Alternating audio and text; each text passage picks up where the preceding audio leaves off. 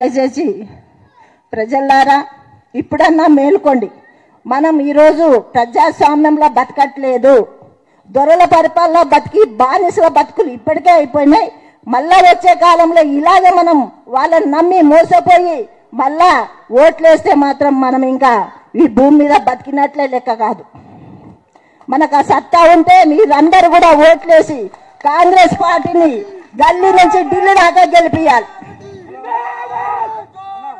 మన జెండాను గల్లీలో కాదు ఢిల్లీలో కూడా చూసే విధంగా అందరూ చైతన్యవంతులు కావాలని నేను తెలియజేసుకుంటున్నాను. మరి మీరందరూ కూడా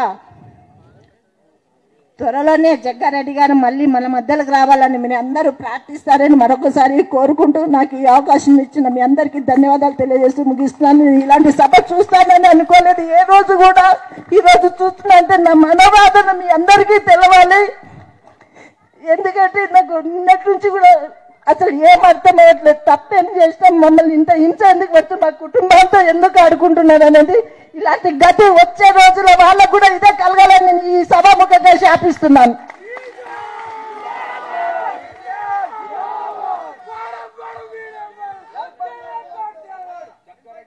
జగ్గారెడ్డి గారు మన మధ్యలో లేకున్నా నిర్మల గారు మరి నేనున్నాను జగ్గారెడ్డి తరఫున అని చెప్పేసి వారి ఆవేదన అంతా కూడా వెలగక్కడం జరిగింది. కాంగ్రెస్ పార్టీ తప్పకుండా మీ కుటుంబంతో ఉంటుందని, మీకు అన్ని విధాలుగా మరి అండగా ఉంటుందని చెప్పేసి కూడా నేను తెలియజేస్తూ మరి ఈరోజు మన స్టేట్ మైనారిటీ సెల్ అధ్యక్షులు ఫక్రుద్దీన్ గారిని మాట్లాడాల్సిందిగా కోరుతాను.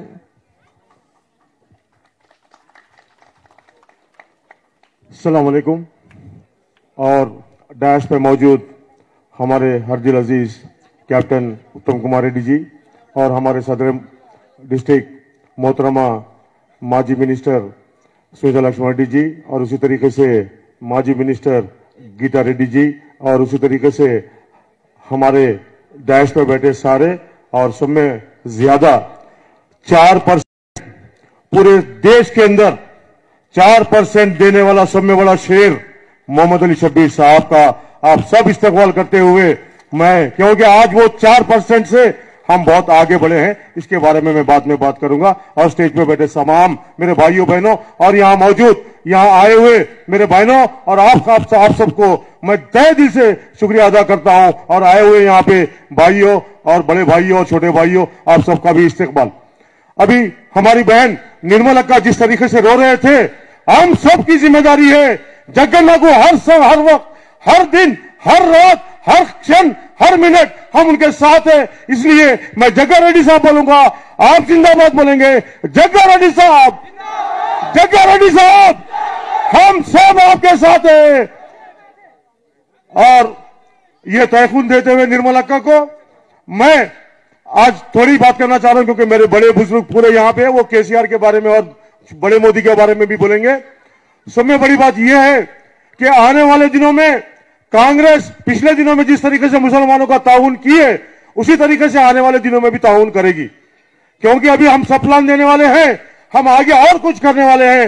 जैसा कि इससे पहले 4% शब्बीर साहब ने राजशेखर रेड्डी साहब की हुकूमत में कांग्रेस से दिलाया सोनिया गांधी जी की परमिशन से, उसी तरीके से आगे उनके पास बहुत सारी चीजें रखी हुई है, वो आगे वो बताएंगे और उसको इंशाल्लाह कामयाब करके देंगे। क्योंकि आज फीस रिएम्बर्समेंट किसी को दिया नहीं जा रहा है। हमारे 50 कॉलेजेस बंद करके किस तरीके से चंद्रशेखर जोक कर रहा है, हमारे साथ मजाक कर रहा है और वो बदतमीज हमारे बड़े आदमी को कुछ बोलता है। और ये चोर शेखर तू क्या चीज है रे, तू हमारे बड़े आदमी को बोलने की कैपेसिटी है, तेरी औकात हमको मालूम है। तू कौन सा केस बचा हुआ है तेरे से? तू दुबई शेखर के नाम से मशहूर है, तू और कोई चीज नाम से मशहूर है, तू हर नाम से, हर बराम नाम से तू मशहूर है। और तू हमारे लोगों को बोलने की उतनी सख्त मत रख, क्योंकि आने वाले दिनों में हम क्या चीज है हम बताएंगे आपको। और आने वाले दिनों में हमारी पार्टी यहाँ पे हुकूमत में आएगी, वहां पे भी हुकूमत में आएगी। ये सब हम माइनॉरिटीज की जिम्मेदारी है। आप लोग किसी के बातों में मत जाइए। मैं आप पूरे महिलाओं से बोल रहा हूं, हम सब समझते हैं कि कांग्रेस को हमारी जरूरत है नहीं, आज मुसलमानों को कांग्रेस की जरूरत है। क्योंकि जिस तरीके से पूरे देश में हमारे पे अराजकता बढ़ रही है, उस सबको खत्म करना है तो उसका सोल्यूशन एक ही एक है, वो है कांग्रेस पार्टी को इख्तियार में लाना, राहुल गांधी जी को प्राइम मिनिस्टर बनाना और यहां से अभी आने वाले इलेक्शन में जगन्नाथ को जिताना है। इसलिए कि आप सब जानते हैं इससे पहले के कम्युनल फसादात में 1,30,00,000 रुपए किसी से आज तक ये देश के अंदर नहीं कर सका है कि फिरका वाराना फसाद के अंदर जो भी नुकसान होता है उसको लाने के लिए तकरीबन 10 से 15 साल लगते हैं। लेकिन हमारे जग्गा रेड्डी साहब ने सिर्फ 31 दिन के अंदर सेक्रेटरिएट में 2 चप्पल घसा घसा के 31 दिन के अंदर लाए हैं, क्योंकि उसमें ज्यादा से ज्यादा मुसलमान नुकसान हुआ था, हिंदुओं का भी हुआ है। ये गंगा जमुना तहजीब को किसी ने खराब करने की कोशिश की थी तो उन्होंने सुधारने के लिए दोनों के लिए भी 1,30,00,000 31 दिन में लाके हमारे हाथ से जेडपीसीसी के अंदर वो हाल में हमने बांटा है। तो लिहाजा हमारे फतेह खान साहब की दरगाह को 1,20,00,000 रुपए ने जग्गा रेड्डी साहब ने दिया है। और जग्गा रेड्डी साहब जब भी घर पे कोई जाता है, मुसलमान हो या कोई भी हो, उनकी मदद पूरी तरीके से करते हैं। ये सब आप सब गवाह है। इसलिए बोल रहा हूं, चिंता प्रभाकर रहो या कोई और रहो या हरीश राव रहो या कोई चंद्रशेखर रहो, आप किसी की बातों में मत आइए, आप अपने बात पे ठहरिए। कांग्रेस को वोट देना है, जगन्नाथ को जिताना है, राहुल गांधी को प्राइम मिनिस्टर बनाना है। इसी बात से ये जो मौका दिया मैं उनका शुक्रिया अदा करते हुए जय हिंद, जय कांग्रेस, जय जग्गा रेड्डी, जय जग्गा रेड्डी। మైనారిటీస్ ని టీఆర్ఎస్ పార్టీ ఏ విధంగా మోసం చేసింది అందరికీ తెలిసిందే. ఎందుకంటే ముఖ్యమంత్రి గారు 12% రిజర్వేషన్ మైనారిటీస్ కి ఎస్టీస్ కి ఇస్తామని చెప్పినా 4 నెలల లోపలనే తమిళనాడులో ఉన్నట్టుగా చేసి రిజర్వేషన్ కల్పిస్తామని చెప్పినా 4 సంవత్సరాలు 3 నెలలు అయినా మరి వాళ్ళ అసెంబ్లీ రద్దయినా ఇంతవరకు మైనారిటీ రిజర్వేషన్స్ వాళ్ళకు గుర్తు రాలేదు. ఎన్నికలు వస్తున్నాయని చెప్పేసి మరి బీజేపీ ప్రభుత్వం మోడీ గారి దగ్గరికి వెళ్ళి 95% లోకల్ రిజర్వేషన్ అని చెప్పేసి జోనల్ వ్యవస్థను తీసుకొచ్చినాను గొప్పగా చెప్పుకుంటున్నటువంటి ముఖ్యమంత్రి నిజంగా కూడా మైనారిటీస్ పైన చిత్తశుద్ధి ఉంటే మీరెందుకు మైనారిటీస్ రిజర్వేషన్ పైన గట్టిగా పోరాడలేదు మరి బీజేపీ ప్రభుత్వంతో అని చెప్పేసి అడుగుతా ఉన్నాను. ఈరోజు నక్కవిని ఆలువు పాటిస్తూ టీఆర్ఎస్ పార్టీ ఈ ఎన్నికలనేమో ఎంఐఎంతో పొత్తు పెట్టుకుని మరి పబ్బం గడుపుకోవాలని చూస్తూ రేపు మళ్ళీ ఎంపీ ఎలక్షన్స్ లో బీజేపీతో చేతులు కలపాలని చూస్తున్నటువంటి ఈ ప్రభుత్వానికి ఈ యొక్క టీఆర్ఎస్ పార్టీకి తప్పకుండా మైనారిటీస్ అంతగా బుద్ధి చెప్పాలని చెప్పేసి సభాముఖంగా మీ అందరికీ తెలియజేస్తా ఉన్నాను. ఎందుకంటే ఈ రోజు 4% రిజర్వేషన్ ఇచ్చింది కాంగ్రెస్ పార్టీ. ఇక్కడనే మనం ఇంతకు ముందు మీటింగ్ పెట్టుకున్నప్పుడు కూడా చాలా మంది మైనారిటీ స్టూడెంట్స్ వచ్చి చెప్పడం జరిగింది, మాకు మీరు ఇచ్చినటువంటి 4% ద్వారా మా పిల్లలు డాక్టర్లు అయిన ఇంజనీర్ అయిన చదువుకుంటున్నారు, ఉద్యోగాలు వచ్చినాయి, మా కుటుంబాలు బాగుపడతామని మా పిల్లలు చదివించుకునేటువంటి పరిస్థితి వచ్చింది అని చెప్పేసి కూడా ఇంతకుముందు ఇక్కడ చెప్పడం జరిగింది అని చెప్పేసి కూడా నేను ఒకసారి గుర్తు చేస్తూ మరి అదేవిధంగా మనమంతా కూడా ఐక్యమత్యంగా ఉండి ఈ ప్రభుత్వం పైన పోరాటం చేయాలని రానున్నటువంటి రోజుల్లో జగ్గారెడ్డిలను మరి నామినేషన్ వేసిన తర్వాత గెలుస్తాడని తప్పకుండా తెలుసు, కానీ టీఆర్ఎస్ పార్టీకి డిపాజిట్ రాకుండా చేయాలని చెప్పేసి కూడా మీ అందరు కూడా తెలియజేస్తూ ఇప్పుడు అమ్మ మరి మాజీ మంత్రివర్యులు గీతారెడ్డి గారిని మాట్లాడాల్సిందిగా కోరుతా ఉన్నాను.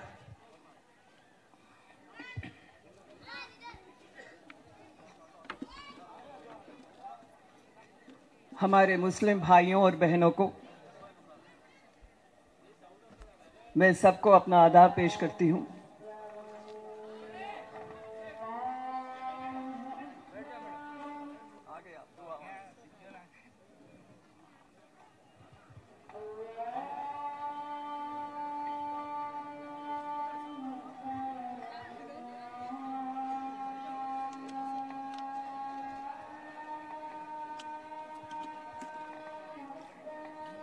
నువ్వేం నెడుతున్నావు కింద పడుతున్నావు ఇట్లా నీ షెడ్ని తలుగుతుంది నీకు అరే మళ్ళీ నెడతావా తలుగుతున్నావు నువ్వు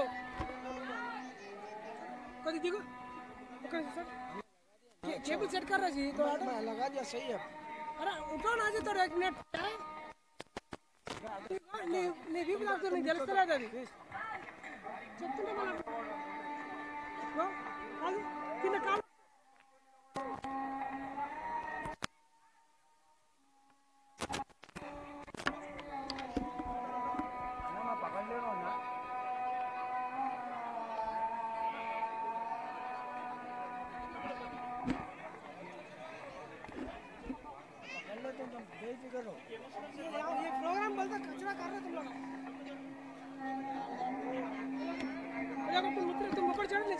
पकड़ लो तो बोला क्या पकड़ते हो तुम?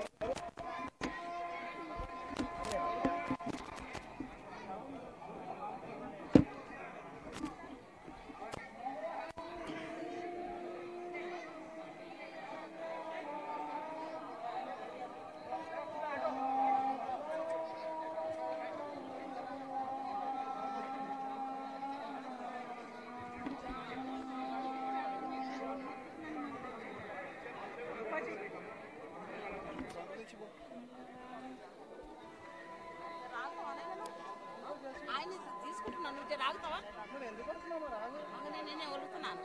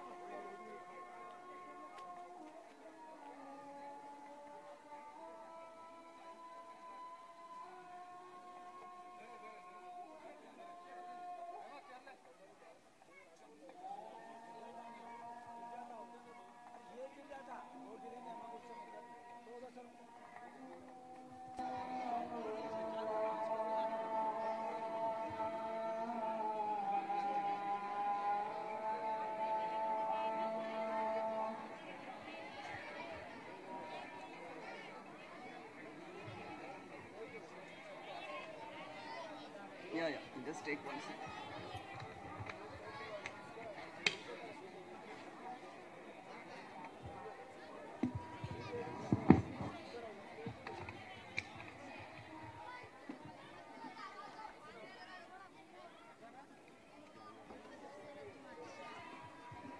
हो गया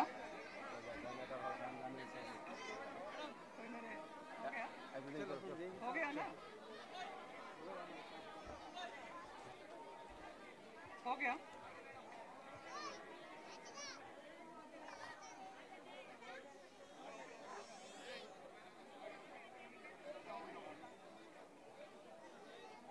मेरे मुस्लिम भाइयों और बहनों को सबको मेरा आदाब మా అందరి अक्का చెల్లెలకు అన్నదమ్ములకు కూడా నా हृदयपूर्वक नमस्काराలు इतनी बड़ी पैमाने पे आपने हमारा इस्तकबाल किया है यहाँ पर आपको मैं दिल से शुक्रिया अदा करती हूँ क्योंकि आज इस मीटिंग में आप वो दिखा रहे हैं कि जग्गा रेड्डी यहाँ मौजूद हो न हो जग्गा रेड्डी का नाम हम लोग रोशन करेंगे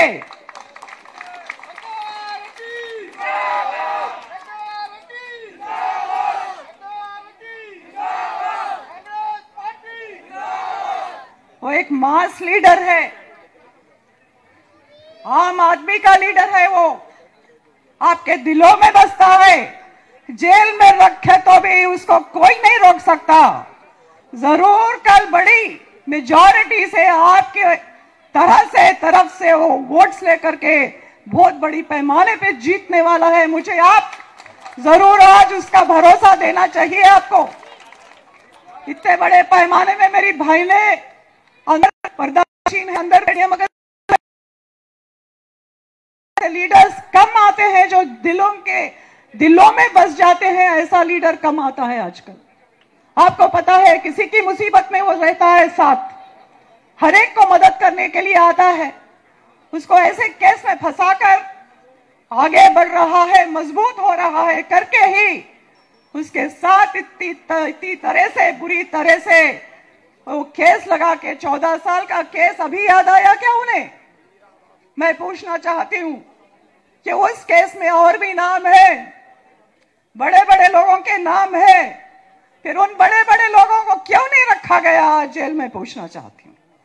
इस तरह का पुलिस मामला चल रहा है, या गवर्नमेंट डिसॉल्व होने के बाद, असेंबली डिसॉल्व होने के बाद, जैसे डिसोल्यूशन भी पहले ही सोच लिया किया था उसने, इस कारनामे को भी पहले ही सोच करके रखा था। ये प्री प्लान्ड है, पहले से इसकी प्लानिंग हो चुकी है। नहीं तो इस वक्त इलेक्शन के मोमेंट में इसमें इसको करना, आप सोचिए कितनी नीची सियासत, नीच सियासत कर रही है ये टीआरएस पार्टी। ऐसे नीच सियासत करने वालों को आपको मुंह तोड़ जवाब देना है। किस तरह दोगे आप? मुझे बताइए किस तरह आप मुंह तोड़ जवाब दोगे इन लोगों को? नहीं, चप्पल लेके मारना नहीं, वोट से मारिए, आपके वोट से उन्हें मार के भगाइए इधर से। कभी केसीआर संगारेड्डी आए, नहीं आए, हिम्मत नहीं हुई उनको आने की। अगर आप जग्गा रेड्डी को जेल में रखे, वो जेल की सलाखों से भी छूट के इधर आएगा, आपके सामने खड़ा होगा। तो उनकी मिसेस बैठी है, उनकी हौसला अफजाई कीजिए, उनका साथ दीजिए। आप लोग देंगे ना? बोलिए जोर से। वो अकेली नहीं है, आप सब उनके साथ है। ये भरोसा मैं चाहती हूं आप सबसे, उनको और उनके बच्चों के लिए। और जग्गा रेड्डी अंदर भी रहे, जग्गा रेड्डी के तरफ से वो आपके बीच में है। वो पहले से भी बहुत काम करती आई है, महिला अध्यक्ष है ये अपने डिस्ट्रिक्ट की, और हम सब है। यहाँ हमारे उत्तम रेड्डी जी हैं, हमारे पीसीसी चीफ कैप्टन है, उन्होंने एयरफोर्स जेट्स चलाए हैं, अपनी जिंदगी को भी उन्होंने केयर नहीं किया। इस तरह से वो बहादुर आदमी है। वैसे हैं और हमारे भाई, हमारे नवाब, छोटे नवाब, मेरे दिल के बड़े खास, बहुत खास हैं वो। शबीर अली साहब यहाँ है, और शबीर अली जैसे लीडर्स जहां हैं, जरूर माइनॉरिटीज हमारे साथ है। माइनॉरिटीज हमेशा कांग्रेस के साथ रहे हैं, आगे भी रहेंगे। तो ऐसे केसेस से कोई डरने वाले नहीं है।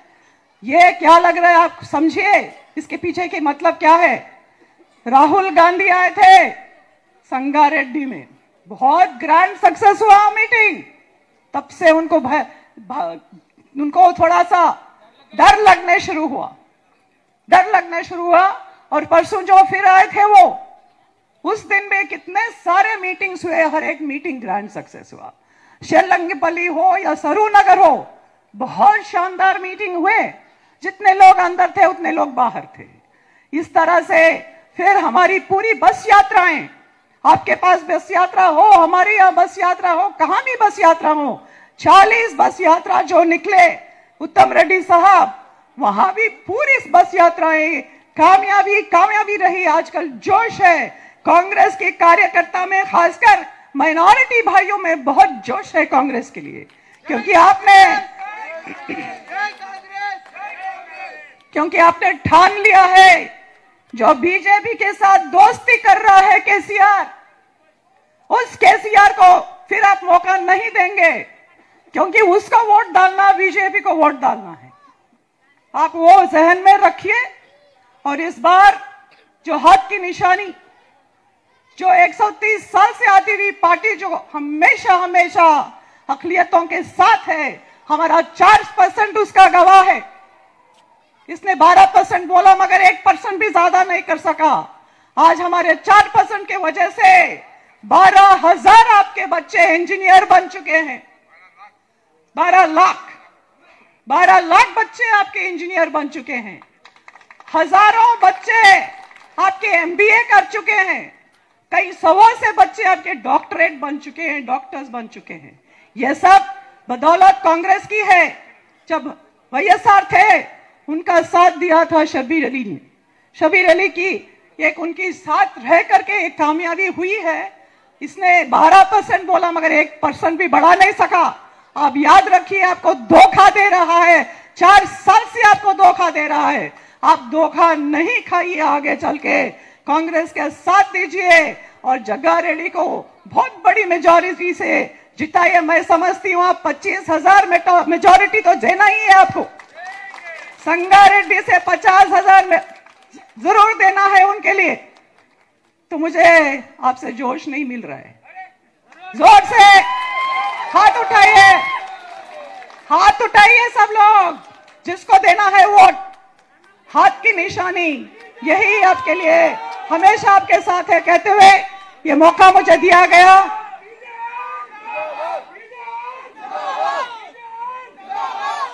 फिर एक बार आपका शुक्रिया अदा करते मैं अपनी बहस को नॉट बहस क्या हो कहते हैं मेरे स्पीच को इस वक्त खत्म करती हूँ। शुक्रिया। థ్యాంక్ యూ అమ్మా. మరి ఈరోజు మైనారిటీస్ అంతా కూడా 4% రిజర్వేషన్ తీసుకుంటున్నారంటే అందులో అన్న షబీర్ అలీ అన్న కృషి ఎంతో ఉంది. ఈరోజు మన మధ్యలో ఉండడం చాలా సంతోషం అని తెలియజేస్తూ వారిని ఇప్పుడు వారి సంభాషణ ఇవ్వాల్సిందిగా కోరుతా ఉన్నాను.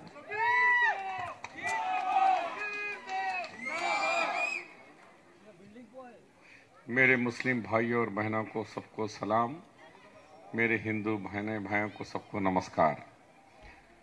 आज के इस संगारेड्डी के तारीखी अखिलती कन्वेंशन के सदर मोहतरमा हमारी बहन सुनीता लक्ष्मण रेड्डी जी, आज के मेहमान खुसूसी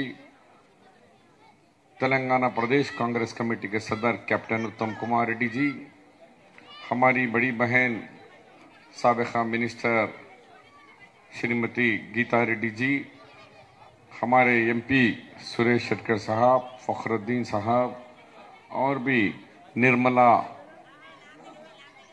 जग्गा रेड्डी जी और बहुत सारे शयनशीन पे तशरीफ फरमा और यहाँ बैठे हुए लोगों को, ए बाबू पानी बाद में जाना, थोड़ी देर। आज हमें अफसोस भी है और आपका जोश देखने के बाद हमें खुशी भी है। अफसोस ये है कि ये सरकार एक बेगुनाह इंसान को, जो संगारेड्डी के एक मशहूर कायद है जिनका नाम जग्गा रेड्डी है, वो जग्गा रेड्डी को बगैर कोई इल्जामात के उन्हें गिरफ्तार करी, इसीलिए कि कल गुलाम नबी आज़ाद आज आने वाले थे, इनका ये प्रोग्राम फेल करना था, इसीलिए उनको गिरफ्तार करे। अरे पुलिस ऑफिसरों से पूछ रहा हूं मैं कि गिरफ्तार करना है तो पहले केसीआर मुद्दे नंबर 1 केसीआर को गिरफ्तार करो। वो तो दम नहीं है पुलिस वालों के पास, चमचे बने हुए हैं। अगर दूसरा गिरफ्तार करना है तो मुद्दाई नंबर 2 हरीश राव, जिसका नाम केसेस में है, बाद में बताएंगे। केसीआर साहब की कॉन्स्टिट्यूंसी सिद्दीपेट, मेरी कामारेड्डी, हम दोनों के बॉर्डर आपके जिले के हैं, वो मैं बाजुका जिले का हूं। हर बच्चा हर इंसान जानता है कि केसीआर साहब पॉलिटिक्स में आने से पहले या यूथ कांग्रेस के वाइस प्रेसिडेंट के बाद भी उनका धंधा था कि गल्फ कंट्रीज के एजेंट थे, ब्रोकर थे, पासपोर्ट बनाना, लोगों को भेजाना, ये उनका कारनामा था। अब वो इंसान, दूसरे लोग जो मासूम कभी कुछ करे ही नहीं, कभी जहाज ही नहीं चढ़ता बेचारा जग्गा रेड्डी, वो अमेरिका जाके छोड़ के आया, इस तरीके से इल्जाम लगाए। लेकिन जग्गा रेड्डी डरो नहीं, ये राहुल गांधी कहे हैं, डरो मत कांग्रेसियों, ये कांग्रेस को जेल कोई नई चीज नहीं है। हम तो ये आजादी से लेके हमारे बड़ों ने, पुरखों ने हमें सिखाया है, हम जेल जितनी दफा जेल जाएंगे उतने ही मजबूती के साथ तूफान बनकर हम टीआरएस पर अटैक करेंगे और ये निस्तो नाबूद कर देंगे हम टीआरएस पार्टी को। और जग्गा रेड्डी साहब को हम यही कह रहे हैं कि डरो मत, आज ये आवाम आपके साथ है। मैं आपका जोश देखने के बाद खुशी इसलिए कहा कि जग्गा रेड्डी जेल में है, परवाह नहीं कि निर्मला जी की बात पर आप लोगों ने जिस तरह सॉलिडिटी, जिस तरह उनको के लिए बताए कि हम है जग्गा रेड्डी, आगे बढ़ो, तो इससे हमें बहुत खुशी हुई कि आप लोग जग्गा रेड्डी के साथ हैं। अब रहा ये कन्वेंशन से पहले मैं ये बताना चाहता हूं कि केसीआर साहब कल एक बहुत बड़ा हादसा हुआ। वो कोंडागट्टू जो जतरा के लिए लोग जा रहे थे, आरटीसी बस लुढ़क गई, 57 लोग मारे गए, हलाक हो गए। लेकिन अफसोस, केसीआर साहब को 57 लोगों के मौत की जगह जाकर दवाखानों में देखकर, उनके लाशों को देखकर वो हादसे की तहकीकात करने के बजाय उनके पास इतना भी वक्त नहीं है कि 57 लोग करीमनगर जिले के मारे गए, लेकिन यहां पर वो पार्टी में लोगों को जैन करा ले रहे। कितनी शर्म की बात है। यही गुलाम नबी आजाद कल फोन करके कहे कि 57 लोग मर गए हैं, हम उनकी रिस्पेक्ट में हमारा प्रोग्राम जो राफेल के ऊपर है वो हम पोस्टपोन कर रहे हैं, क्योंकि मैंने देश का लीडर हूं। एक देश के अंदर हमारे 57 लोग का यहां बस हादसे में मर जाते हैं, तो मगर गुलाम नबी आजाद की वो सोच है, केसीआर का बेटा केटीआर इतना है मगर बड़े बड़े बातें करता। वो आज टीआरएस ऑफिस में सौ लोगों को पार्टी का झंडा डाल के खुशी का इजहार कर रहे हैं। क्या ऐसा सीएम हमें जरूरत है? మీరు ఒకసారి ఆలోచన చేయండి।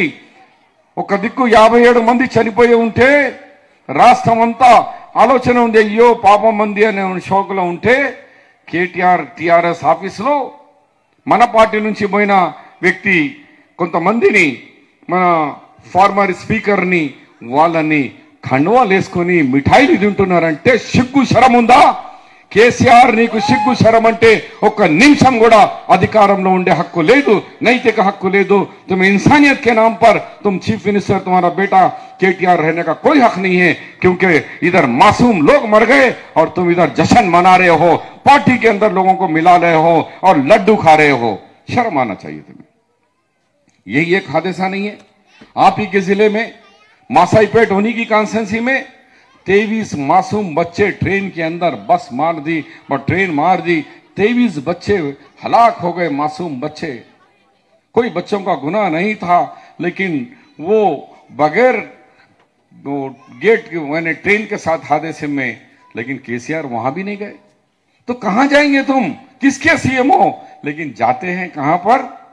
आंध्रा का जो एमपी था हरिकृष्णा, जिसने पहला एमपी है, तेलंगाना का बिल पास होते ही रिजिग्नेशन, इस्तीफा स्पीकर को देकर पार्लियामेंट से बाहर जाने वाला तेलंगाना द्रोही को, तेलंगाना के गद्दार को आप, आपका बेटा, आपका बेटी, खानदान पूरा पैरा पड़ के रो रहे कि इनके खानदान का लोग मर गए, जबकि आपके कॉन्स्टिट्यूंसी के लोग, आपके निजामाबाद बाजू के जिले के लोग बस में मर रहे हैं तो जश्न मना रहे हो, और वो मर गए हैं तो वहां जाकर कहते हैं कि इनके लिए हम 450 गज देकर एक बड़ा मकबरा बनाएंगे।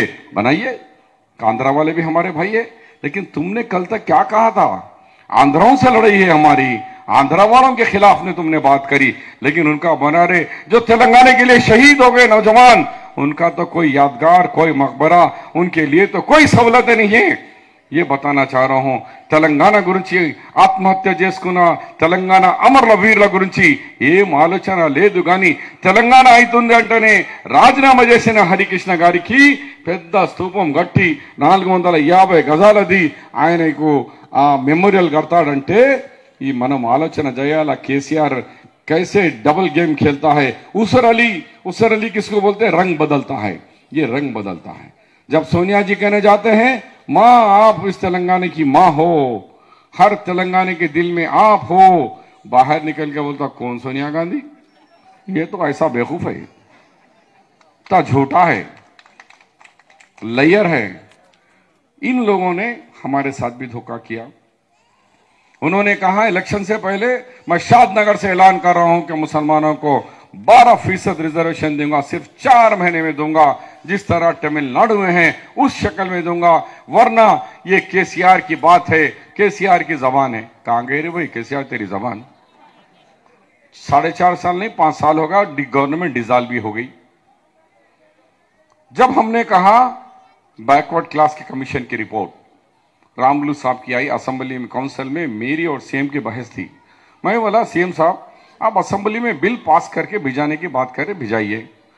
मेरा तजुर्बे के बुनियाद पे ये बिल आने वाला नहीं है, लेकिन तुम कह रहे हो कि आता, तो तो ठीक है, मगर ये जो किताब है आपकी बैकवर्ड क्लास कमीशन की, इस किताब में आपने कहा कि कमीशन बोल रही कि 10% से आगे मत बढ़ो, नाउ 4% एग्जिस्टिंग है, अनदर 6% दो, यानी 10 से क्रॉस मत हो जाओ। तुम कमीशन से बड़े कैसे होंगे भी, 12 कैसे दे रहे? देखो शब्बीर साहब तुम बहुत चालाक है, मगर मैं भी तुमसे कम चालाक नहीं हूं। मेरे को मालूम हो बिल वापस आता, अब मैं रोना हंसना क्या करना? दोनों आमने सामने सीएम की मेरी बहस हो रही के बीच वाले के नहीं है। मैं बोला तुम तो इतनी झूठ बोल रहे हो केसीआर साहब, ये नहीं आने वाला है। आप कह रहे कि मैं जो बोलता हूं दिल्ली को हला के आ गया, फिर दिल्ली को हला गया तो 12% रिजर्वेशन क्यों नहीं लाए? ट्राइबल का 12% रिजर्वेशन क्यों नहीं लाए? ये धोखा देने वाले हैं। उसके बजाय एक एमआईएम की जमात है, उनको साथ में रख के बोल रहे कि एमआईएम आ गई तो बस से मुसलमान सारे आ गए। क्या हम बकरे हैं? अल्लाह ताला हमको अक्ल सलीम दिया है। हम जानते हैं कितने करोड़ में एमआईएम मोदी के एजेंट और केसीआर के एजेंट बनकर मुसलमानों का सरों का सौदा करने वाले हैं। आप उनसे होशियार रहिए। आएंगे इसी जलसे में, यही मुकाम से आपसे मुखातिब करके कहेंगे क्या दिया केसीआर तुम?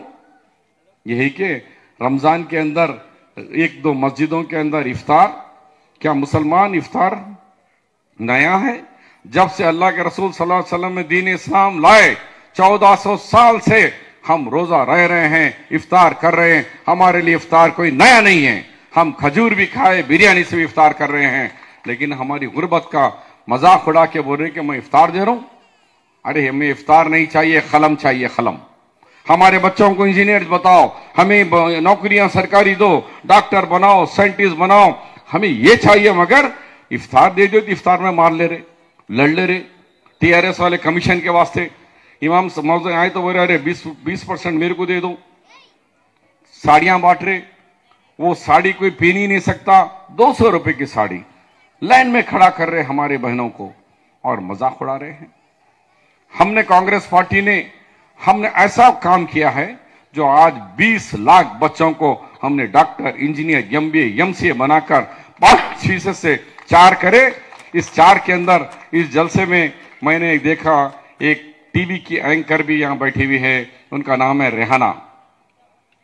ये बच्ची मैं देखकर थोड़ा ताज्जुब भी करा कि यहां कैसे आ गया रेहाना। तुम ये वही लड़की थी जब लोगों ने, कुछ मुस्लिम जमातें एमआईएम ने आके कहा, जब मरहूम असदुद्दीन ओवैसी साहब जिंदा थे, रिजर्वेशन मुसलमानों को जायज नहीं है, मुसलमानों को मसावात है, इस्लाम में इक्वालिटी है, फिर खबर इसमें दर्जात नहीं है, लिहाजा नहीं चाहिए।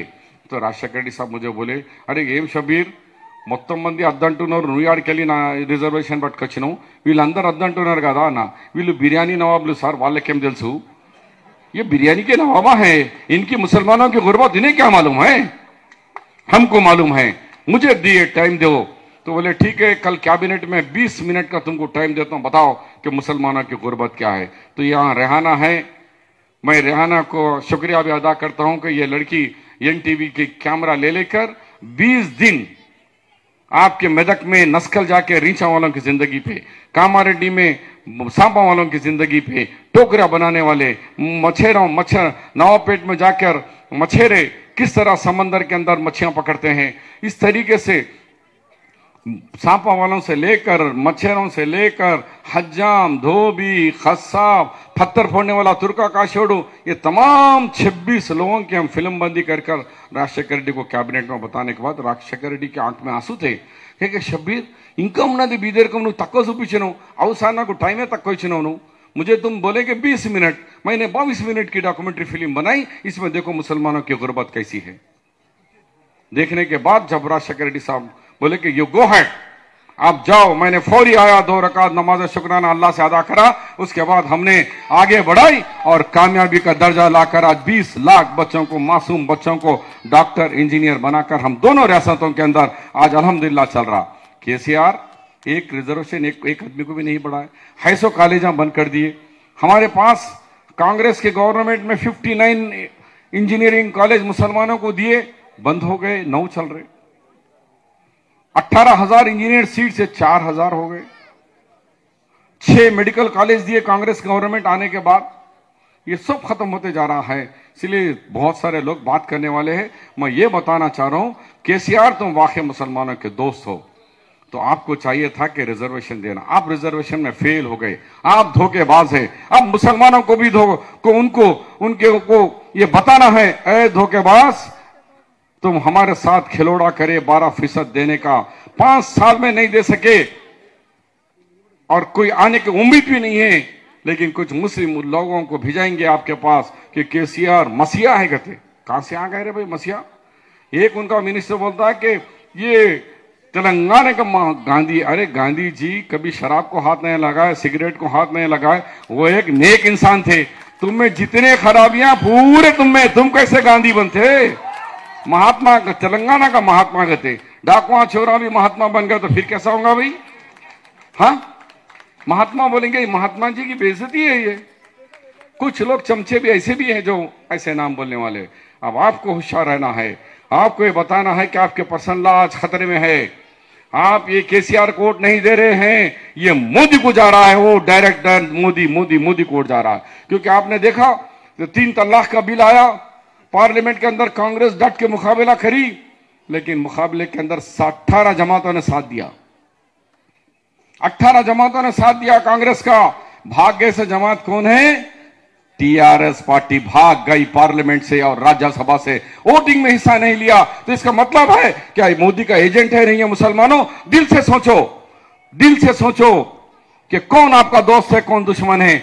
आपकी समाजवादी पार्टी से लेकर ममता बनर्जी से लेकर आपके बहुजन समाज से लेकर तमाम 18 जमातें कांग्रेस के साथ लब्बैक। गुलाम नबी आजाद जब पेश करे बिल तो सबने लब्बैक कहा, लेकिन भाग्य से जमातों में एक ही था, टीआरएस। टीडीपी भी हमारा साथ दिया चंद्रबाबू नायडू ने, कि कहा कि नहीं, ये इंस्टेंट 3 तलाक के बारे में जो सजा का प्रोविजन है वो गलत है, इस्लाम के अंदर मुदाखलत मत करो। मुस्लिम का एक कानून है जो क़यामत तक चलने वाला है, कुरान इनकी रहनुमाई करती है। इस कुरान के तो उसके अंदर तब्दीली लाने का किसी को इजाजत नहीं है, कोई मुसलमान इसकी इजाजत नहीं देगा। मगर यहां उनका एजेंट बन गया। तो ऐसे एजेंट जो आपके मजहब में मदाखलत करने वाले जमात को साथ दे रहा है, क्या आपका वोट इनडायरेक्टली या डायरेक्ट आप मोदी को जाने वाला है? ये मोदी से ये एग्रीमेंट करके आया है कि मैं आपके साथ गए तो ये दफा नुकसान होता, मुसलमान नहीं डालते। मैं पहले मुसलमानों के साथ फुटबॉल खेल लेता हूँ, कबड्डी खेल लेता हूँ। मैं जीत के आने के बाद डायरेक्ट तुम्हारे साथ आता हूँ। उसके बाद आप मैं दोनों मिलकर कबड्डी खेल लेंगे और मुसलमानों को बेवकूफ बनाएंगे और देश के अंदर फिर तुमको प्रधानमंत्री बनाऊंगा और मेरे 17 MP दूंगा और दूसरे रियासतों में मेरे पास कमीशन का पैसा बहुत है, मैं दूसरी रियासतों में पैसा बांटूंगा। ये एग्रीमेंट हुआ है मोदी के और केसीआर के बीच में। ये मैं आपको बताना चाह रहा हूं, ये एग्रीमेंट दोनों के बीच में है। अब आपको ज़हन से सोचना होगा, जज्बात से नहीं, दिल से सोचना होगा कि ऐसे जहरीले नाक को इनको कुचलने की जरूरत है। वो वोट के जरिए कुचल सकते हैं, वो आप भी कर सकते हैं। और कांग्रेस आएंगी तो अध्यक्ष जी बताएंगे कि तमाम मस्जिदों के अंदर, हम तमाम इबादत गाहों में फ्री करंट का बिल नहीं रहेगा और कई ऐसे मुसलमानों के लिए सब प्लान बनाएंगे। हम इफ्तार, वो साड़ियां नहीं, हम परमानेंट मुसलमान को चॉकलेट नहीं करेंगे, उनको हम अपने पैर पे खड़ा कर 10 लोगों को पालने वाला बनाएंगे, लेकिन भीख मांगने वाला बनाने का हमारा इरादा नहीं है। मुसलमानों को एक मजबूत जगह देने का हमारा काम है कांग्रेस पार्टी का, जो आपके सामने हमने 4% देकर, रिजर्वेशन देकर आज कई कारपोरेटर बीसी के अंदर कोठे में जीते। क्या हम नहीं देते तो बीसी से जीतते थे? आज एमआईएम के जितने कारपोरेटर्स हैं, जो मेयर थे लास्ट टाइम भी, हमने बैकवर्ड क्लास का मेयर देने से ही तुम्हारे मुस्लिम कारपोरेटर जीते, वरना तुम लोग कहां जीते?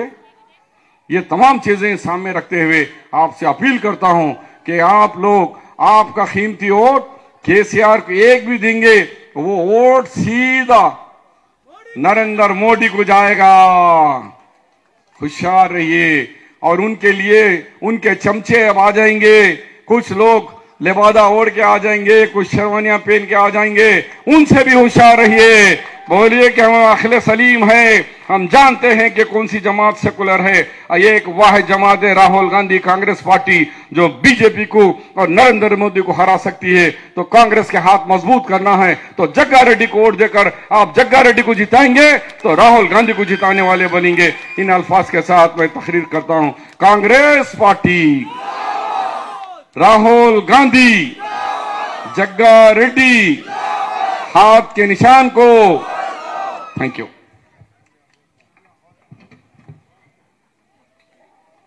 థ్యాంక్ యూ అన్న. మరి మైనారిటీస్ ఎదుర్కొంటున్నటువంటి సమస్యల పైన అదేవిధంగా కాంగ్రెస్ పార్టీ చేసినటువంటి అభివృద్ధి కార్యక్రమాలు, చేయాల్సినటువంటి సంక్షేమ కార్యక్రమాల గురించి కూడా వారు వివరంగా తెలియజేస్తూ బీజేపీ టీఆర్ఎస్ ప్రభుత్వం ఏ విధంగా మైనారిటీస్ మోసం చేస్తుందో కూడా చెప్పినందుకు మీకు నా హృదయపూర్వక ధన్యవాదాలు తెలియజేస్తూ ఇప్పుడు మన AICC official spokes Madhu Yaskhi గారు కూడా రావడం జరిగింది. వారికి స్వాగతం సుస్వాగతం తెలియజేస్తూ ఇప్పుడు అన్న మరి మన జగ్గారెడ్డి గారి దగ్గరికి వెళ్ళినప్పుడు ఈ యొక్క సమావేశం నిర్వహించాలని చెప్పడం జరిగింది. కానీ ఆజాద్ గారు అనుకోని కార్యాలయం వల్ల ఇప్పుడు షబీర్ అల్లా చెప్పినట్టుగా చాలా మంది చనిపోయి సంతాపసూతంగా నేను రాను మళ్ళీ వస్తానని చెప్పినా ఇక్కడ ఉన్నటువంటి మీ అందరూ కూడా మనోధైర్యాన్ని కల్పించాలని జగ్గారెడ్డి తలపెట్టినటువంటి ఈ కార్యక్రమాన్ని తప్పకుండా నిర్వహించాలన్న ఆలోచనతోని ఎన్ని పనులున్నా వదులుకొని విచ్చేసినటువంటి అన్న మన పిసిసి అధ్యక్షులు ఉత్తమ్ కుమార్ రెడ్డి గారిని మాట్లాడాల్సిందిగా కోరుతా ఉన్నాను.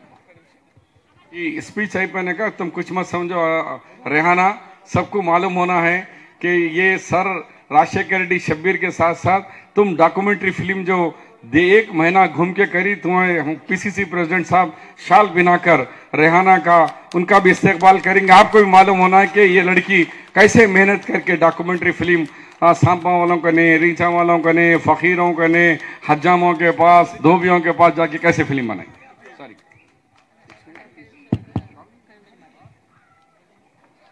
ఇప్పుడు మన పిసిసి అధ్యక్షులు మాట్లాడుతున్నారు కాబట్టి నా మనసులో ఉన్న ఒక్క మాట అన్నకు ఒక్కసారి చెప్పుకుంటాను. అన్న 8 గంటలకు అరెస్ట్ చేసి 11 గంటల వరకు కూడా నాకు సమాచారం తెలియదన్న. ఇలాంటి గది తెలంగాణ బిడ్డకు రావద్దన్న. అలాంటి ఆడపడుచుకి ఇలాంటి అన్యాయం జరగకుండా మీరు చూడాలన్న. నాకు ఎందుకంటే చాలా బాధ ఉంది. అట్లనే అరెస్ట్ అయిన 1 గంట రాత్రికి హైదరాబాద్లో ఇంట్లో పోయి బాబుని డోర్ తెప్పించి 4 జరిగిందంట అన్న. 4 కూడా పోలీసులు మఫ్టీలో ఉండి, డ్రెస్ లో కాదు మఫ్టీలో జరిగితే ఈ కాగితాలు అవిది ఇవిది అంటే చిన్న బాబుకి ఏం తెలుస్తుందండి. అందుకే నాకు చాలా బాధ. నాకు బాధ కాదన్న, నాకు భయం కూడా ఉంది. నా కుటుంబాన్ని ఏమి చేస్తానని నాకు నిజంగా భయం వేస్తుందన్న. అన్న తొందరగా బయటికి తీసుకురండి అన్న లోపల నుంచి. దయచేసి నా మాట వినండి. నాకు ఒక్కదానికే కాదు, ఇలాంటిది ఎవరికి జరగొద్దని నాకు చాలా నేను అనుభవిస్తున్నాను కాబట్టి నాకు తెలుస్తుంది. ఈ కర్మ ఎవరికి రావద్దు.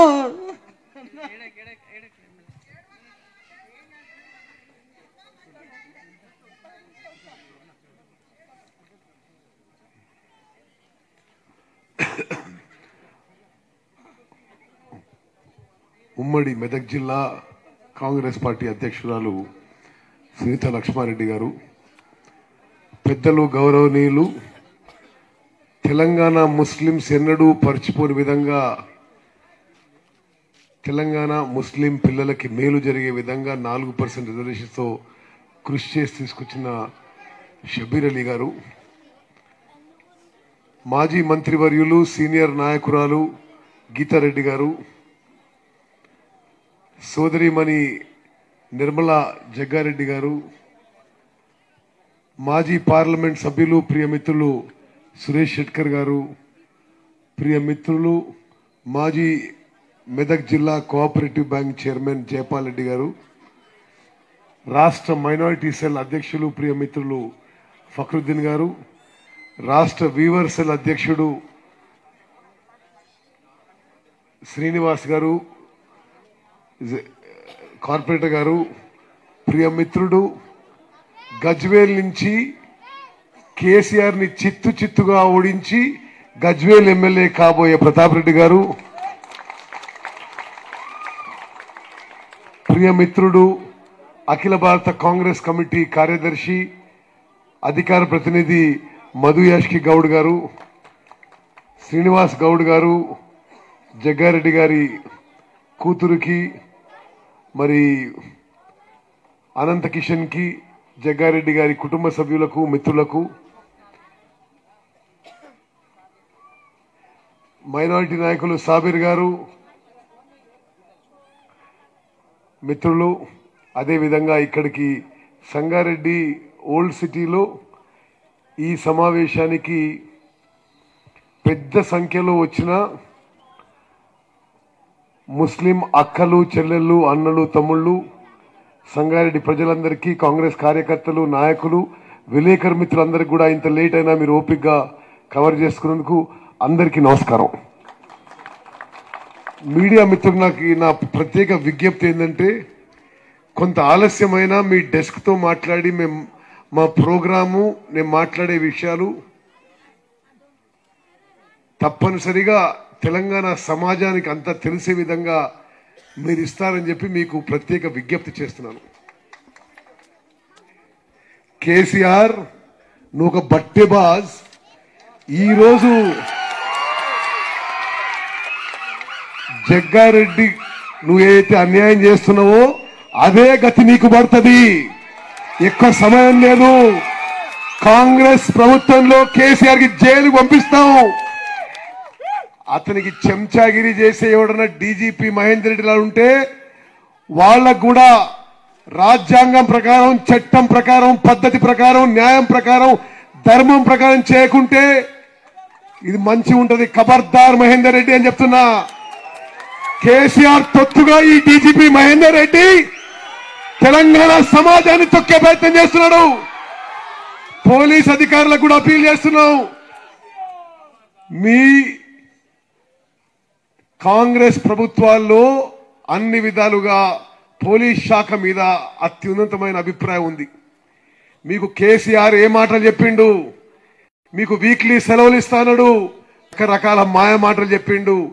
ఈ రోజు మహేందర్ రెడ్డిని ఉపయోగించుకొని కేసీఆర్ తెలంగాణ సమాజాన్ని తొక్కే ప్రయత్నం చేస్తే ఎవరు సహించబోరని చెప్పి మనం చేస్తున్నా. ఈ రాష్ట్రంలో ఉన్నత పోలీస్ అధికారులు నాకు చెప్పిండ్రు. రాష్ట్రంలో ఉన్నత పోలీస్ అధికారులు నాకు చెప్పిండ్రు కేసీఆర్ మహేందర్ రెడ్డిని ఉపయోగించుకొని జగ్గారెడ్డిని లాంటి ప్రజల్లో జీవించే మనుషులు ప్రజల మనుషులని హింసించి ఎన్నికలు గెలిచే ప్రయత్నమని.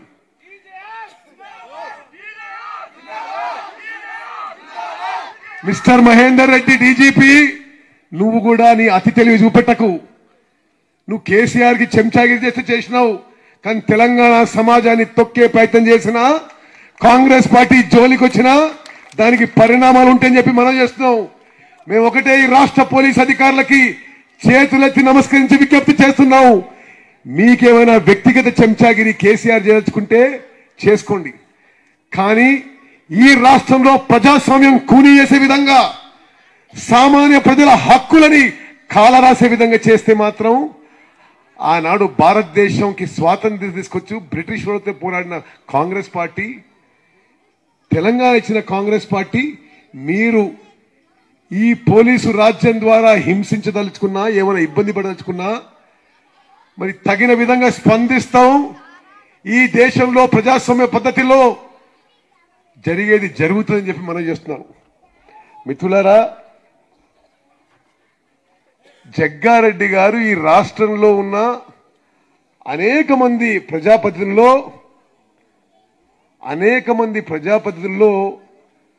ఒక ఆదర్శ ప్రజాప్రతినిధి. ఒప్పుకుంటారా లేదా మీరు? ఇంత మంచి నాయకుడు, ఇంత మంచి ఎమ్మెల్యే, ప్రజలకు అందుబాటులో ఉండేవారు, సేవ చేసేవారు ఇంకెవరైనా ఉన్నారా?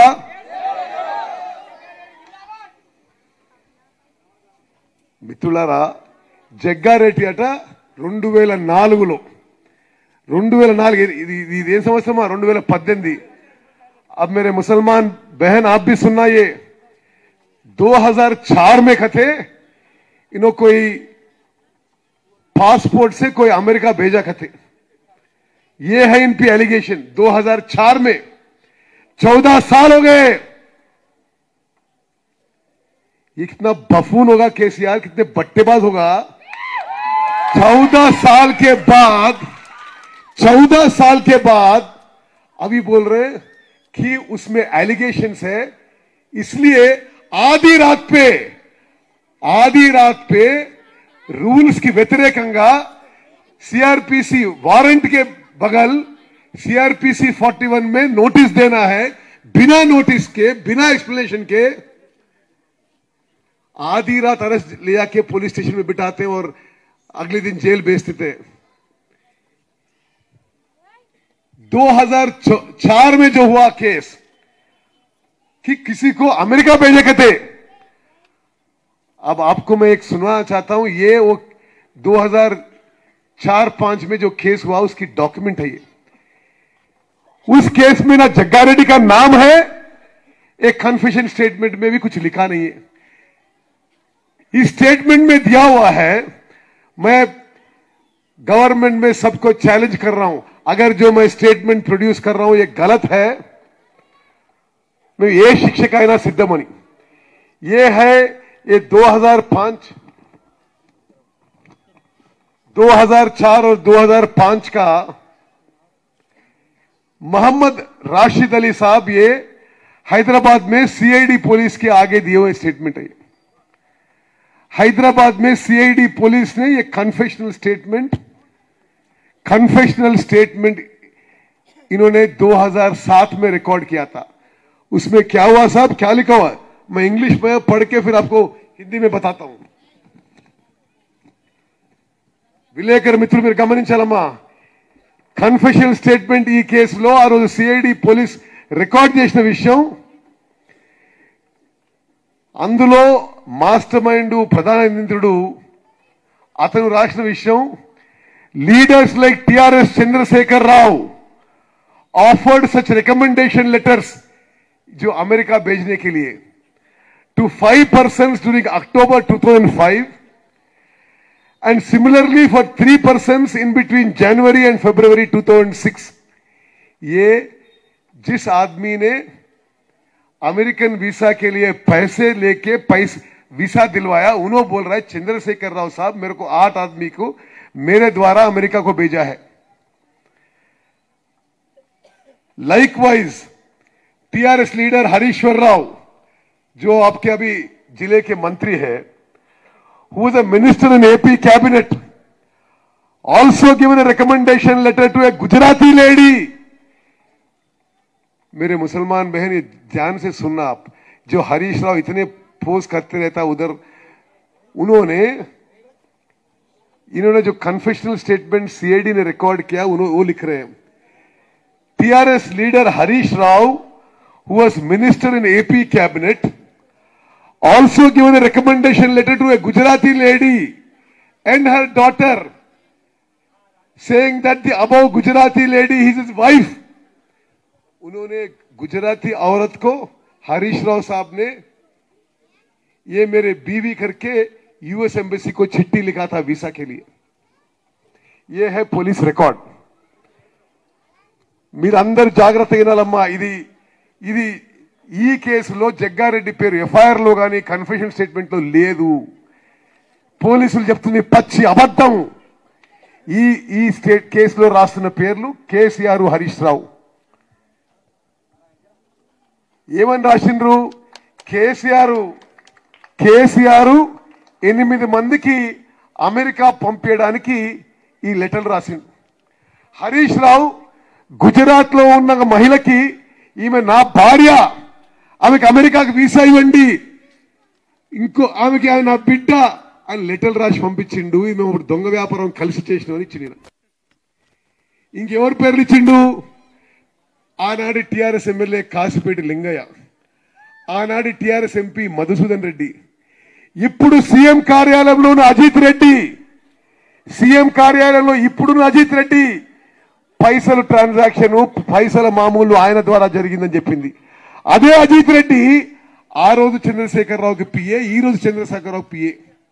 అంటే ఇట్లా దోషి ఎవరండి, చంద్రశేఖర్ రావా జగ్గారెడ్డా? ऐसे सबक सिखाएंगे ये लोग कहीं भूल नहीं जाएंगे। మిత్రులారా, అదే కాకుండా మధ్యరాత్రి అరెస్ట్ చేయడం ఏంటిది? మధ్యరాత్రి అరెస్ట్ చేయడం ఏంటిది? ఇదేమైనా మర్డర్ కేసా, బందిపోటు దొంగతనమా, ఏంటిది ఇది? వాళ్ళ దగ్గర పోలీసుల దగ్గర జవాబు లేదు. కేవలం జగ్గారెడ్డిని అరెస్ట్ చేసి జైలుకి పంపితే సంగారెడ్డిలో మేము గెలవచ్చు అనుకుంటున్నామో, లేదా కాంగ్రెస్ నాయకులను భయపెట్టాలనుకుంటున్నామో. కుదరదు. కేసీఆర్, మహేందర్ రెడ్డి మీరు ఏ పార్ట్నర్షిప్ లో పనిచేసినా మేము లెక్క చేయం. తెలంగాణలో ఒక కాంగ్రెస్ ప్రభంజనం నడుస్తుంది, ఒక కాంగ్రెస్ వేవ్ నడుస్తుంది. వచ్చే ఎన్నికల్లో తెలంగాణలో కాంగ్రెస్ ప్రభుత్వం ఏర్పాటు కాబోతుందని చెప్పి నేను మనం చేస్తున్నాను. जग्गारेड्डी विषय लो पिछली बार 2014 में कुछ कारण से हार गए, लेकिन इस बार जग्गारेड्डी साहब भारी मेजॉरिटी से जीतने वाले हैं। जो भी बोलेंगे जग्गारेड्डी साहब को जिताएंगे, हाथ उठाइए। अम्मा सब लोग नहीं उठाए, आप लोग। जग्गारेड्डी साहब को इस बार 50,000 वोट से जिताना। मैं निर्मला मैडम और आपको बेटी को पूरी अश्योरेंस देना चाहता हूं। तेलंगाना कांग्रेस पार्टी कोटि मंदी सैन्యం మీ ఎంబడి ఉంటారు। ఎవరో దిగజారిన మనుషులు మీ ఇంటికి 1 గంట రాత్రి తలుపులు పగలగొట్టి అడ్డగోలుగా ప్రవర్తిస్తే మేము ఎవరిని మర్చిపోము। ఈ రోజు అక్రమ కేసులు పెట్టే వాళ్ళని మేము లిస్ట్ తయారు చేసుకుంటున్నాం। మేము గవర్నమెంట్ వచ్చినాక ఏం చేయాలో చేస్తా చెప్పి మనం చేస్తున్నా। మిత్రులారా, జగ్గారెడ్డి మీద ఈయన बहुत పాపులర్ లీడర్ है। ఈయన పూర్తిగా జనంలో ఉంటాడు। ఈయన రాహుల్ గాంధీ సభ అద్భుతంగా ఏర్పాటు చేసిండు, ఈయన గులాం నబీ ఆజాద్ సభ అద్భుతంగా ఏర్పాటు చేయను అనే ఈర్ష ఒక రాజకీయ కుట్రతో పెట్టిన ఈ కేసు తప్పితే మరొకటి కాదు। మీరేం భయపడద్దమ్మా, మేము ప్రాణాలకి తెగించి మీకు మద్దతు ఉంటామని చెప్పి మనం చేస్తున్నా।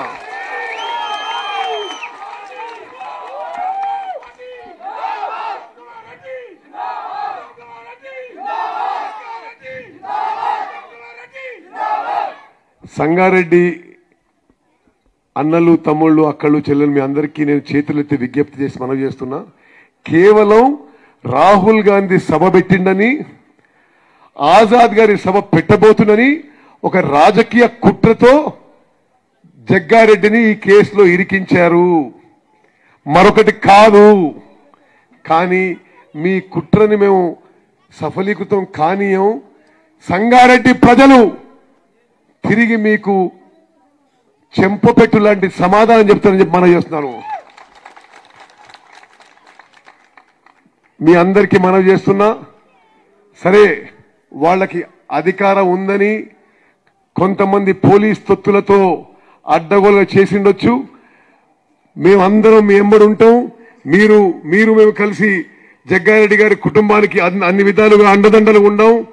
మరి జగ్గారెడ్డి గారి బెయిల్ కోసం కూడా మేము ఇమీడియట్ గా ప్రయత్నం చేస్తున్నామని చెప్పి మనవి చేస్తూ, వాస్తవంగా ఆజాద్ గారి ఈ మీటింగ్ రావాలి, కానీ నిన్న కొండగట్టులో బస్ యాక్సిడెంట్ లో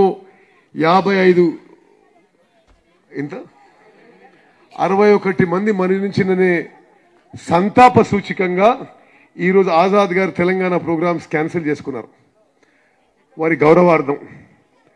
మిత్రులారా,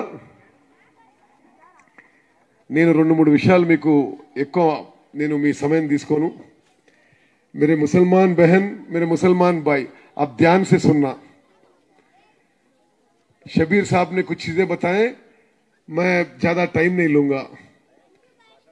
अप्रैल 19, 2014 पे ये जो भी चीफ मिनिस्टर है चंद्रशेखर राव, शादनगर में इन्होंने अनाउंस किया था, मैं मुसलमान बच्चों के लिए गवर्नमेंट जॉब्स में और गवर्नमेंट एजुकेशनल इंस्टीट्यूशंस में, स्कूल्स और कॉलेजेस में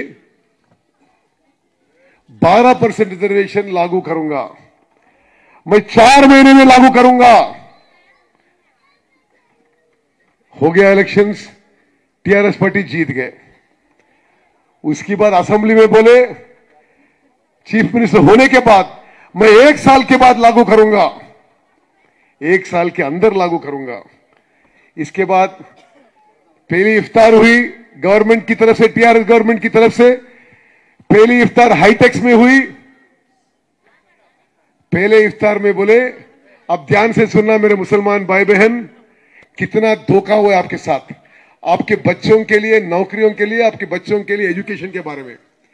उन्होंने बोला इस इफ्तार में मैं बता रहा हूं अगली इफ्तार तक कर दूंगा। वो इफ्तार भी चले गया।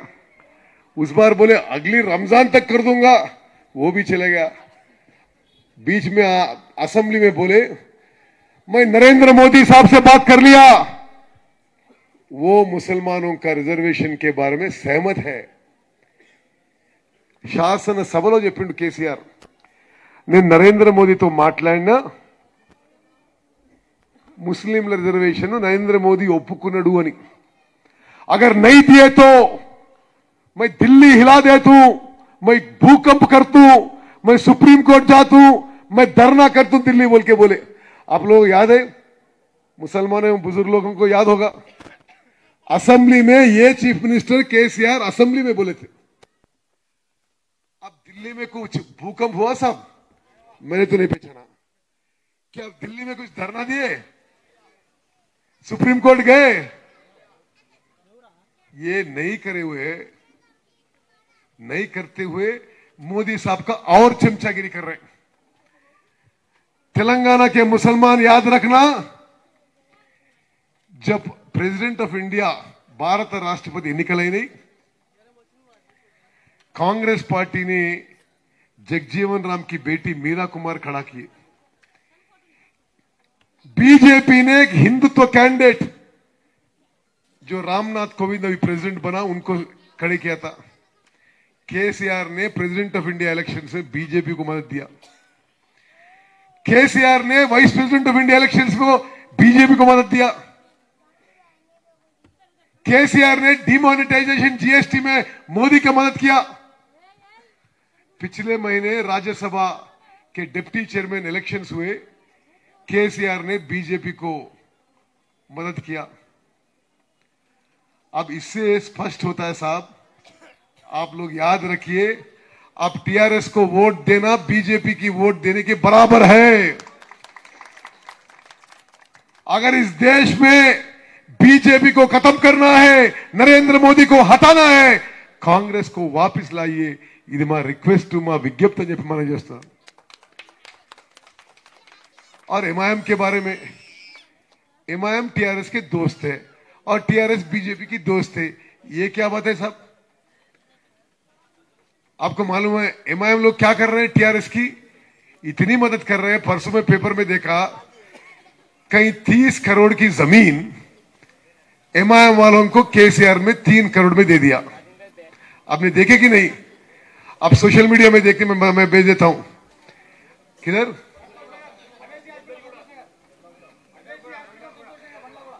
बंडलागुड़ा में, हैदराबाद में, ये 2-4 दिन पहले, 1 हफ्ते पहले 30 करोड़ की लैंड 3 करोड़ पे ओवैसी साहब को क्यों केसीआर देते हैं साहब? ये पब्लिक की प्रॉपर्टी है। क्या रिश्ता है, क्या दोस्ती है? क्योंकि केसीआर नरेंद्र मोदी को सपोर्ट करना, इसलिए एमआईएम टीआरएस को सपोर्ट कर रहे हैं।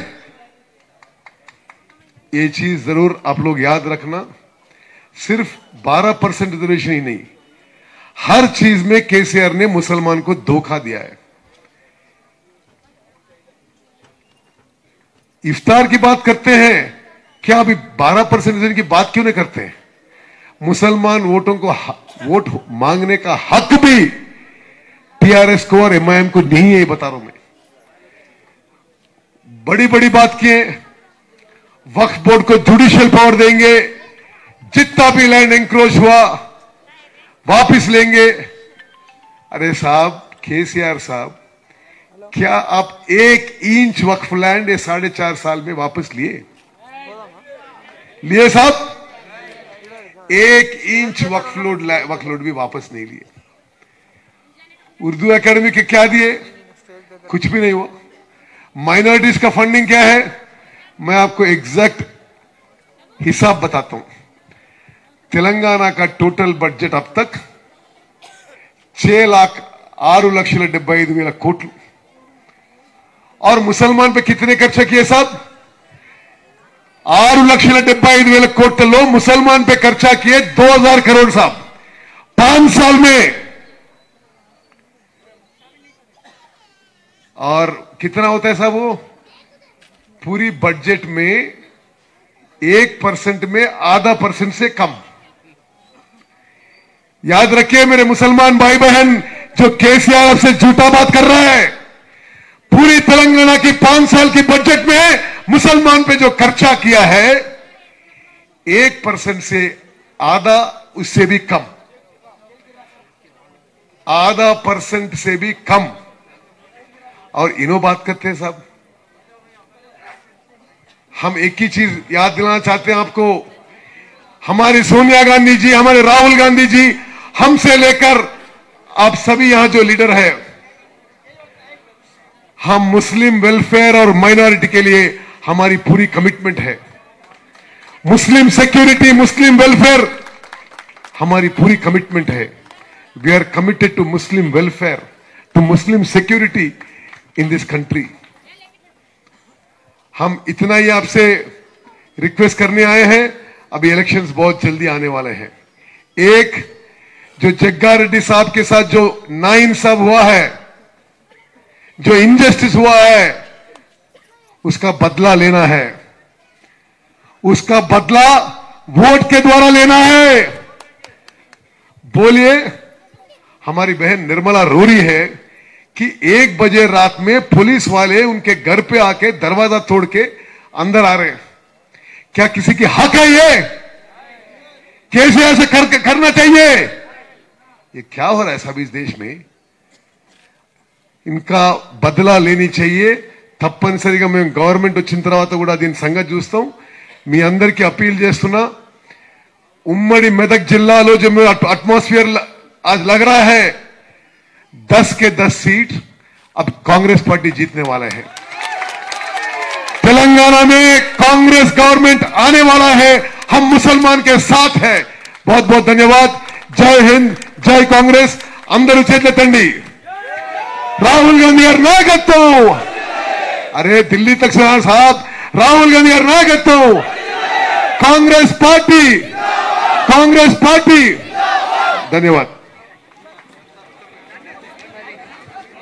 ఇప్పుడు మన ఏఐసిసి రైనా గారిని సన్మానం చేసేందుకు వేదిక పైకి రావాల్సిందిగా, సన్మానం పొందాల్సిందిగా కోరుతా ఉన్నా। మరి అదే విధంగా మరి మన ఏఐసిసి అఫీషియల్ స్పోక్స్ పర్సన్ అయినటువంటి మధు యాష్కి అన్న గారిని 1 నిమిషం మాట్లాడాల్సిందిగా కోరుతాను।